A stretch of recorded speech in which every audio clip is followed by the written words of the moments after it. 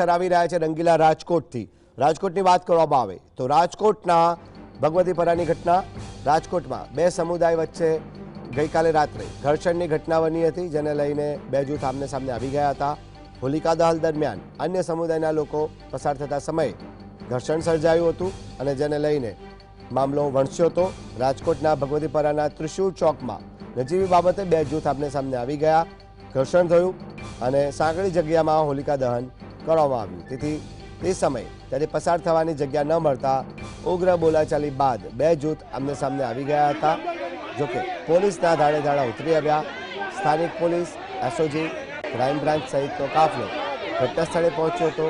DCP સહિતના ઉચ્ચ અધિકારીઓ પણ પહોંચ્યા અને ઘટનાને પગલે 3 શખ્સોની પોલીસે અટકાયત કરી સઘન તપાસ હાથ ધરી છે। ભગવતીપુરા વિસ્તાર જે છે એ સાંકડો વિસ્તાર છે અને જાહેર જગ્યા ઉપર હોળી પ્રગટાવવાનું ચાલી રહ્યું હતું, એટલે એની અંદર ઓલરેડી પૂજા માટે ઘણા બધા લોકો ભેગા થયેલા હતા। એમાં બીજા ધર્મના યુવાનો જે છે ત્યાંથી પસાર થતા હતા, એટલે ઓછી જગ્યા હોવાથી એણે જગ્યા આપવાનું કીધું ને આ બાજુથી જગ્યા નહીં આપી, એટલા માટે સામસામે બોલાચાલી થયેલી છે। એમાં 3 જણને ઓલરેડી પોલીસે ડિટેન કરેલા છે અને પૂછપરછ ચાલુ છે। હાલમાં શાંતિપૂર્ણ માહોલ છે।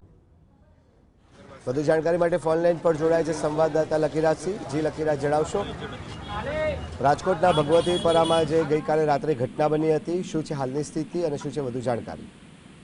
જી, આપને જણાવી દઉં કે હાલની પરિસ્થિતિ તો શાંત છે, પરંતુ ગઈકાલની વાત કરવામાં આવે તો હોલિકા દહનનો માહોલ છે સમગ્ર રાજકોટમાં હતો। તે દરમિયાન જે રાજકોટના ભગવતીપરા વિસ્તારમાં જ્યાં અગાઉ માથાકૂટ થઈ હતી બે સમુદાયો વચ્ચે, ત્યાં જે હોલિકા દહન સમયે પણ માથાકૂટનો બનાવ છે તે સામે આવ્યો હતો।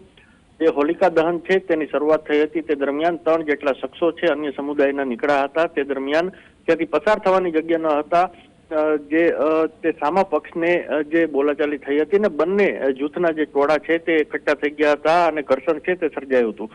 સમગ્ર મામલાની જાણ છે તે પોલીસ ખાતાને થતા તાત્કાલિક ધોરણે રાજકોટ શહેરના ઉચ્ચ અધિકારીઓ સહિતના જે સ્થાનિક ક્રાઇમ બ્રાન્ચ, એસઓજી સહિતની ટીમો છે તે ઘટના સ્થળ ઉપર પહોંચી હતી। ત્યારબાદ જે માહોલ છે તે શાંતિપૂર્ણ થયો હતો, પરંતુ હાલ પોલીસે 3 જેટલા શખ્સોની અટકાયત છે તે કરી છે। મામલાનું ચોક્કસ કારણ છે તે જાણવા હાલ તો પોલીસ દ્વારા તપાસ હાથ ધરવામાં આવી છે। જી લકીરાજ, આપ જોડાયેલા રહેશો। તો રાજકોટના ભગવતીપરામાં જે ઘટના બની હતી, હાલ શાંતિની સ્થિતિ છે, પરંતુ ઘટનાનું મુખ્ય કારણ હજી જાણી શકાયું નથી।